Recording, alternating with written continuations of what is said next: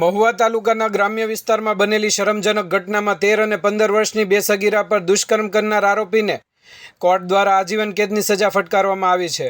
Mahuva district કોર્ટમાં સરકારી વકીલ કમલેશભાઈ કેસરીએ ધારદાર દલીલો રજૂ કરતા આરોપી ગોલણભાઈ ચિથરભાઈ મકવાણા ઉંમર 55 વર્ષે દુષ્કર્મ કર્યું હોવાનું સાબિત થયું હતું। આરોપીએ ફેબ્રુઆરી 2024માં બે સગીરા પર દુષ્કર્મ આચર્યું હતું। કોર્ટે ચુકાદામાં આરોપીને આજીવન કેદની સજા સાથે પીડિત બે સગીરાઓને 4 લાખ રૂપિયાનું વળતર ચૂકવવાનો હુકમ આપ્યો છે। સરકારી વકીલની મજબૂત દલીલોને આધારે કોર્ટે ચુકાદો આપ્યો હતો। સગીરા પર દુષ્કર્મ જેવા ગુનામાં કોઈ પણ પ્રકારની રાહત કે દયા દર્શાવવામાં નહીં આવે। આ ચુકાદા બાદ સમગ્ર વિસ્તારમાં ન્યાય મળ્યાની લાગણી સાથે રાહતનો માહોલ સર્જાયો હતો। બ્યુરો રિપોર્ટ, ગુજરાત આઈ ન્યૂઝ, મહુવા। મારું નામ કમલેશભાઈ કેસરી છે।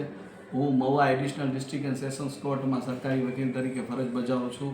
મહુવા તાલુકાના મહુવા ગ્રામ્ય વિસ્તારમાં એક વૃદ્ધ જેની ઉંમર 55 વર્ષ નામે ગોલણભાઈ ચિથ્થરભાઈ મકવાણા, જેઓએ સને 2024માં ફેબ્રુઆરી માસમાં પોતાના ઘરે સગીરા ભોગ બનનારની 1 નંબરની ઉંમર 13 વર્ષ અને ભોગ બનનાર 2 નંબરની ઉંમર 15 વર્ષને પોતાના ઘરે બોલાવીને વારાફરતી બંને બહેનો ઉપર દુષ્કર્મ આચરેલ અને જે દુષ્કર્મ આચરતી વખતે તેણે વિડીયો પણ બનાવેલ હતો, જેની ફરિયાદ ગ્રામ્ય પોલીસ સ્ટેશન મહુવામાં નોંધાતા સદર ગુના એડિશનલ ડિસ્ટ્રિક્ટ કોર્ટ મહુવામાં ચાલી જતા AS પાટીલ સાહેબે સરકાર તરફેના પડેલા મૌખિક પુરાવા 17 અને લેખિત પુરાવા 53નો યોગ્ય મૂલ્યાંકન કરીને આજરોજ આરોપી ગોલણભાઈ ચિથ્થરભાઈ ઉંમર વર્ષ 55ને જીવે ત્યાં સુધી એટલે નૈસર્ગિક મૃત્યુ થયા ત્યાં સુધીની સજા ફટકારેલ છે અને બંને ભોગ બનનાર દીકરીઓને 4 લાખ રૂપિયા પુનઃવસન માટે વળતરનો હુકમ કરેલ છે।